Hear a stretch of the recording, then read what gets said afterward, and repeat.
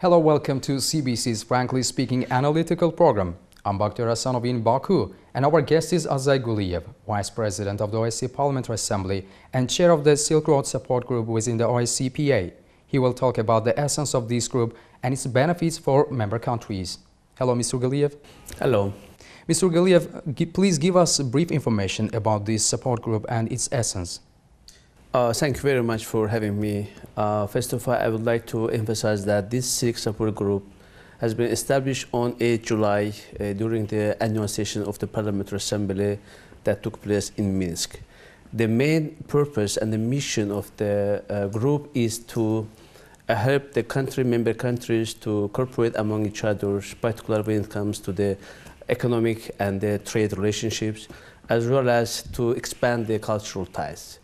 As of today, I would like to say that we have 20 member countries who are eligible members, and also which covers, by the way, both continents, Europe and Asia. All the members that we have are situated along the Silk Road area. The group is open for the expansion for other membership who really accepts missions and share the ideas and the concept of the group. We are really interested in getting new members. Still, we are receiving new applications for the membership. I think it is a platform where really parliamentarians can come together and bring some ideas and proposals to carry out certain type of projects, programs. I'd like to say that so far we are having in each our sessions, autumn sessions, winter sessions, and the annual sessions, summer sessions, the meeting of SRG, as well as based on the proposal and the suggestions, we have a right to organize certain type of events, conferences, forums, where we discuss and elaborate certain let's say programs, and of course we also tackle the issue that is related to our common agenda. So this is a group which was recognized by the OSCE as an informal group to act in the best benefit of our nations. Mr. Guliyev, why this support group was initiated by Azerbaijan, especially within the OSCE? I think there are many reasons. One of them goes back to history of Azerbaijan. As you may know, that Azerbaijan is serving as a bridge between Europe and Asia for maybe roughly 2,000 years. So Azerbaijan historically belonged and linked to the Silk Road. Azerbaijan, because of its geographical location, is a country where really many cultures are meeting, and they really have a lot of opportunities to cooperate to each other. On the other hand, I would like to say that my country, Azerbaijan, really enjoys the potential to be a gateway for the Central Asia and China passing throughout to Europe. So to be a gateway for Europe as well as for Asia, I think it brings added values to Azerbaijan to initiate such of, let's say, institutions. Another reason I would say that Azerbaijan, after regaining its independence, always has been interested in restoration of Silk Road, ancient Silk Road. For example, due to the efforts of our national leader, in 1998, Azerbaijan hosted the great conference called the Restoration of Historical Silk Road, where 42 countries and the international organization representatives participated, overwhelmingly by President and the Prime Ministers.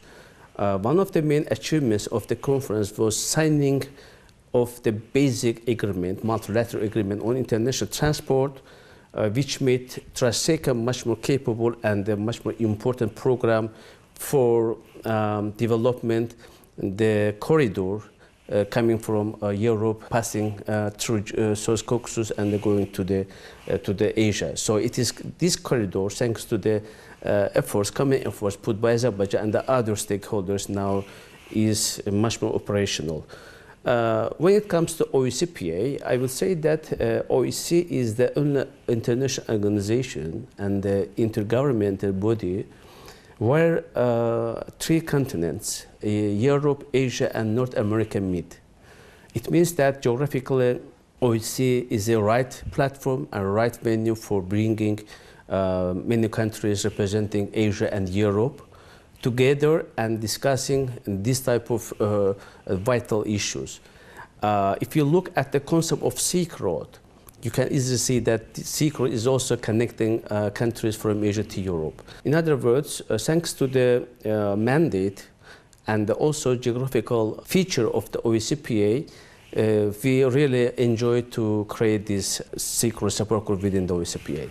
This is one important reason. Another reason I would say that, as you made, one of the main pillars of OSCE that based on is the economic affairs, science, and as well as the environmental issues.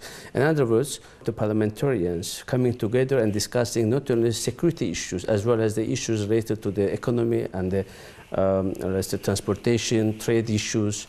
For example, I will say that we have a second committee called the Committee for Economic Affairs, which is mostly focused on that issues. This is why I do believe that to create the creation establishment such a group within the OSCE is pretty much logical and very important.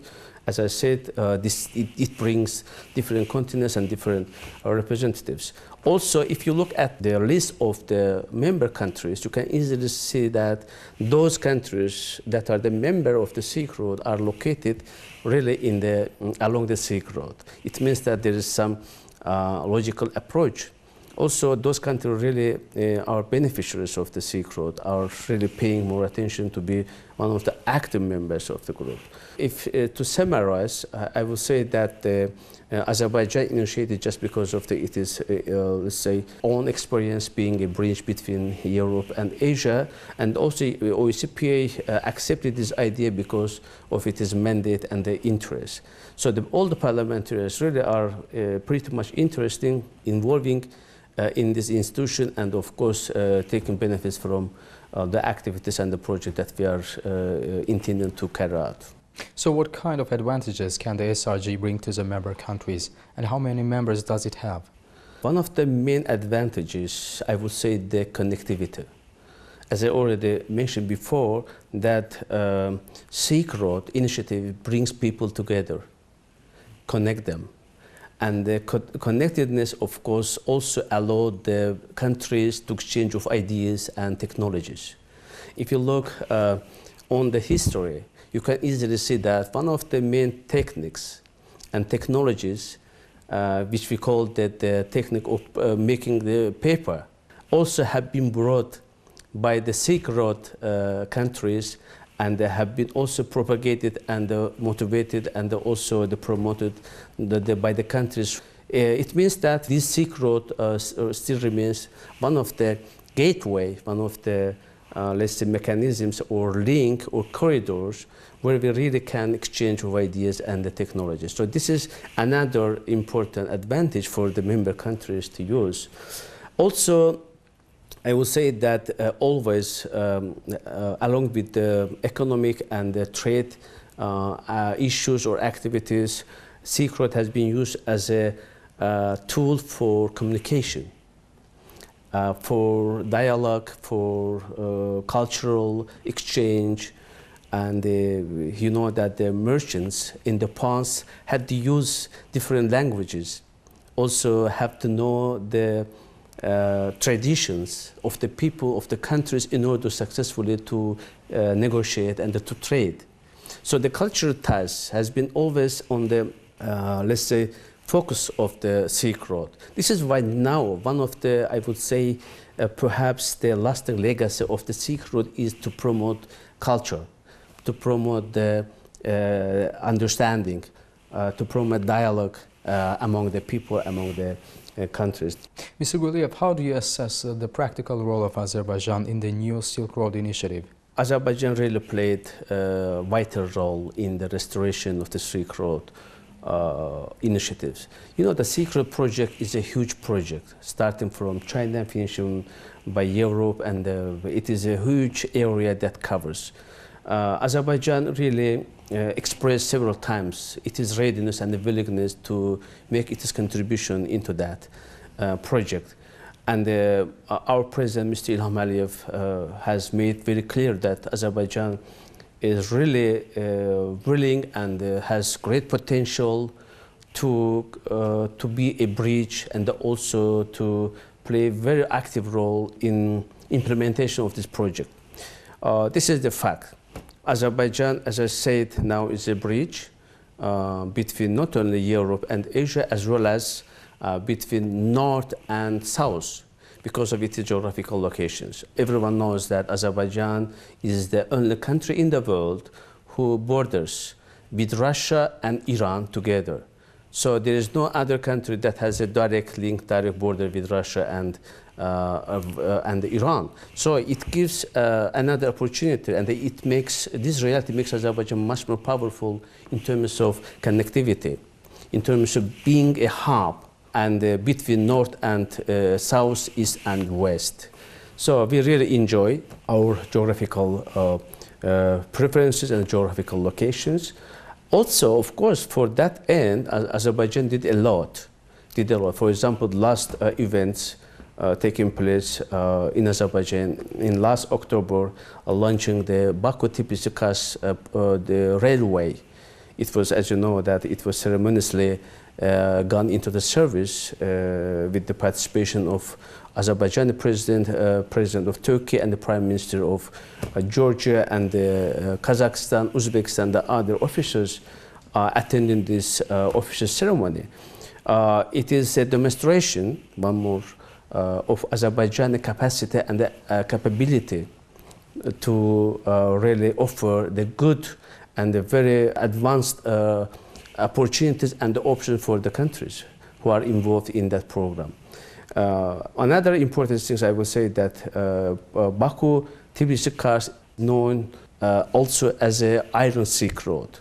Iron Silk Road. It is also a very important point that we should underline because Baku-Tbilisi-Kars has, as I said, a very important privilege. Through Baku-Tbilisi-Kars railway, the goods from Europe can reach to Asia and China and vice versa during 15 days.